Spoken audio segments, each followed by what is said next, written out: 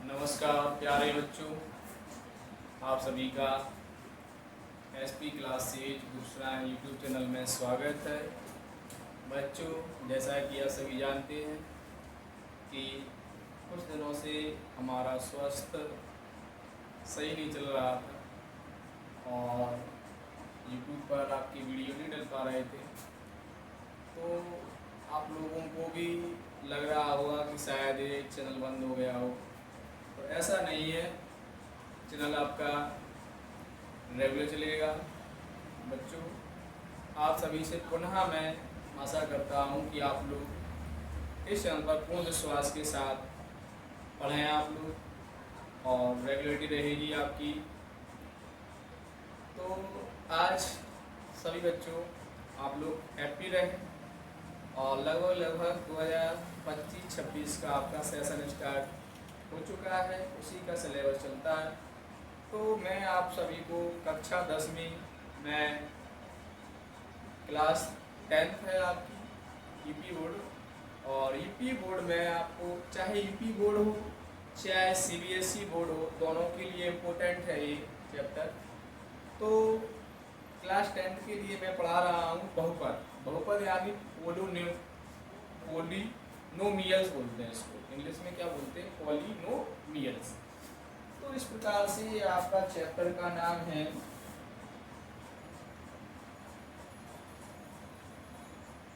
अध्याय 2, इसका नाम है बहुपद। ठीक है, तो प्यारे बच्चों, इसको बहुपद यानी कि इंग्लिश में इसको बोलते हैं पॉलिनोमियल्स।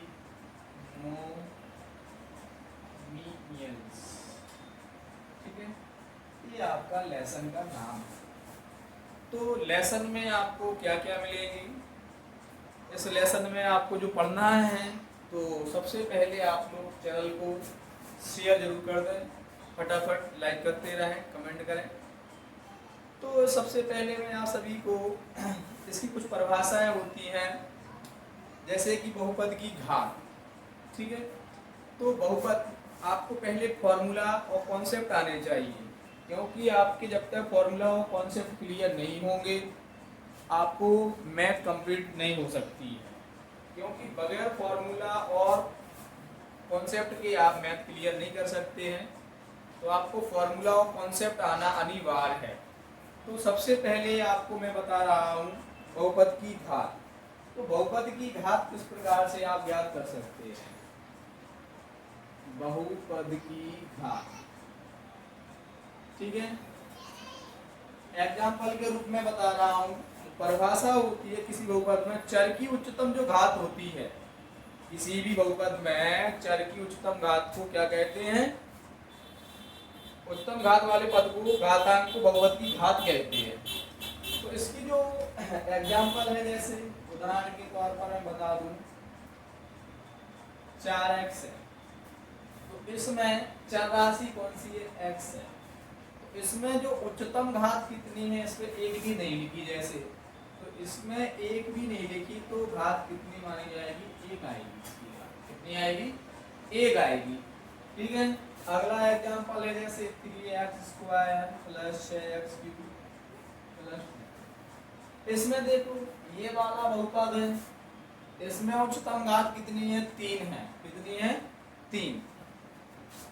तो इसकी घात जो होगी वो कितनी होगी, 3 होगी। ऐसे ही आपका अगला एग्जांपल है, जैसे 6x की घात 7 √3x की घात 6 6x³ + 3x। इस प्रकार से आपका जैसे बहुपद दिया है, तो इसमें घात कितनी होगी, इसकी जो घात होगी वो होगी आपकी कितनी, 7। यानी कि 7 घात आ चुकी है, 7 आएगा इसका आंसर। तो घात के बारे में आपको समझ में आ गया। आपके एग्जाम्पल में या सवाल आ जाए घात किस प्रकार से ज्ञात करनी है, तो आप निकाल सकते हैं। ठीक है, अगली चीज में बता रहा हूँ रैखिक बहुपद। रैखिक बहुपद क्या होते हैं, एक घात वाला बहुपद रैखिक बहुपद कहलाता है। रैखिक बहुपद जो होता है, रैखिक बहुपद यानी एक घात वाला। एग्जांपल के तौर पे x माइनस टू, ये क्या है, एक घात है इसकी, अधिकतम घात कितनी है, एक। देखो जैसे अभी बहुपद की घात पढ़ा रहा था मैं, तो इसमें भी क्या है, अधिकतम जो घात है वो कितनी है, एक ही है।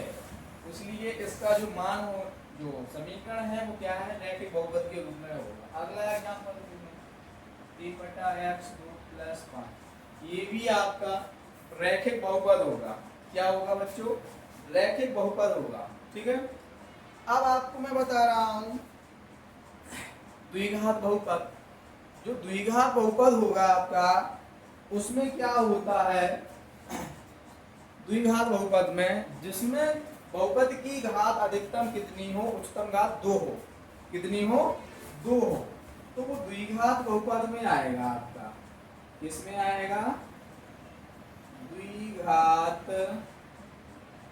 बहुपद में आएगा। एग्जांपल में 3x² + 6x - 3, ठीक है, तो ये किसमें हो गया आपका, द्विघात बहुपद में। अगला एग्जांपल बता दूं, 4x² + 6x + 2, तो ये क्या है, आपकी द्विघात बहुपद है। ठीक है, इसके बाद क्या होता है, त्रिघातीय बहुपद। तो त्रिघातीय बहुपद क्या होते हैं, ऐसे बहुपद जिसमें अधिकतम घात कितनी हो, 3 हो, कितनी हो, 3 घात हो, तो त्रिघातीय बहुपद कहलाते हैं। त्रिघातीय बहुपद, त्रिघातीय बहुपद देखें आप लोग, तो त्रिघातीय बहुपद जो होगा आपका क्या होगा, 3x³ + 7x² + 4x + 6, तो ये आपका त्रिघातीय बहुपद है। क्या है, त्रिघातीय बहुपद हो जाएगा। इस प्रकार की आपके एग्जाम्पल आ सकते हैं। अब आपके चतुर्थ घात बहुपद पूछे जाए, जैसे चतुर्थ घात बहुपद, चतुर्थ घात बहुपद, इसमें क्या होता है कि ऐसे बहुपद जिसमें अधिकतम घात कितनी हो, 4 हो। तो प्यारे बच्चों, आप लोग निश्चिंत रहिए, अब आपकी क्लास रेगुलर चलेगी। ठीक है, आपको टेंशन लेने की जरूरत नहीं है। और जैसा कि आप सभी जानते हैं, मैं बता चुका हूं कि अभी मेरा स्वास्थ्य सही नहीं चल रहा था, लगभग 10-12 दिन से ज़्यादा समय हो चुका है, लेकिन बीच बीच में मैं आप लोगों के लिए मोटिवेशन देता रहा था और वीडियो भी डाली मैंने। ठीक है, लेकिन जो रेगुलरिटी थी वो नहीं थी। अब आपको टेंशन नहीं लेना है, आप लोग निश्चिंत रहिए, चैनल पर विश्वास रखिए। आप लोग बस चैनल को ज़्यादा से ज़्यादा शेयर कर दें, और जो भी छात्र इस चैनल पर नए हों वो सबसे पहले इस चैनल को सब्सक्राइब कर लें, बेल आइकन का बटन है और प्रेस कर जाएं। और आपका जो 2025-26 का सेशन है उसी संबंधित आपको पढ़ाया जाएगा, जो आपका बोर्ड एग्जाम में आना है। और इस बार आपकी बोर्ड एग्जाम में ऐसी क्लासेस कुछ रहे हैं, जो मैंने जो पढ़ाया है साल 2025 में जो रिजल्ट आया है, वो केमिस्ट्री में 98 मार्क्स हैं। कितने, 98, 100 में से कितना, 98 मार्क्स कम नहीं होते बच्चों, जो कि यूपी में दूसरे स्थान पर है बच्चे के। तो यूपी में आपका ये दूसरी रैंक दे रहा है आपको। तो अब आप लोग समझ सकते हैं कि हमें क्या पढ़ना है। तो आप लोग बस मनोज सर से पढ़ते रहिए आप लोग, और टेंशन मुक्त रहें आप लोग। तो चतुर्थ घात में मैं बता रहा हूँ कि जो 4 घात होती है बहुपद की अधिकतम, वो चतुर्थ घात कहलाता है। तो इसका जो एग्जाम्पल होगा, एग्जाम्पल में बता रहा हूँ, ax की घात 4, bx की घात 3, cx² + dx + स्मॉल d, ये चतुर्थ घात बहुपद है आपका। क्या है, चतुर्थ घात बहुपद है। तो इस प्रकार से आपको मैंने समझा दिया है, घात समझा दी, एक पदीय बहुपद समझा दिया, रेखिक बहुपद समझाया, त्रिघातीय बहुपद समझाया, चतुर्घात बहुपद समझाया। तो इस प्रकार से आपको समझना जरूरी है। तो ऐसे ही आपके क्या होते हैं, जैसे ये रेखिक बहुपद है एक, ये इसको अपन लोग क्या बोल सकते हैं, एक घातीय बहुपद भी बोलते हैं इसको। ठीक है, इसको एक घातीय बहुपद भी बोल सकते हैं। ठीक, अच्छा, और भी इसके जो होते हैं, जैसे कि शून्य बहुपद, तो शून्य बहुपद में आपको समझा दूं, शून्य बहुपद, शून्य बहुपद में क्या होता है, 0x की घात 3 0x स्क्वायर। तो ये क्या है, इसमें 0 का गुणा है तो समझ जाइए कि जो शून्य बहुपद है, क्या है, शून्य बहुपद। अब इसमें एक चीज और आती है आपकी अचर बहुपद, अचर बहुपद। अचर बहुपद के लिए क्या करना पड़ता है आपको, जिसमें x, जिसमें चर राशियां ना हो, जिसमें चर राशियां ना हो वो अचर बहुपद में आते हैं। जैसे क्या, एग्जाम्पल के तौर पर 2√3 -6 3/2, तो ये आपके क्या है, अचर बहुपद हो जाते हैं।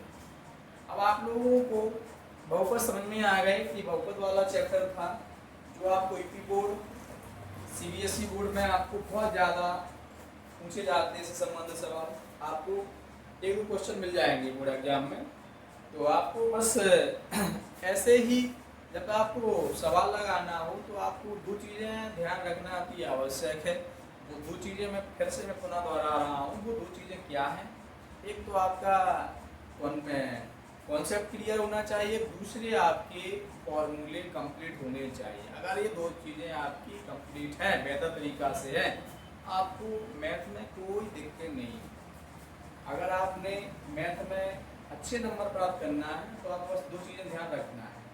और बेसिकली आप लोग ये सब क्या है, बेसिक रूप से पढ़ाया मैंने चैप्टर।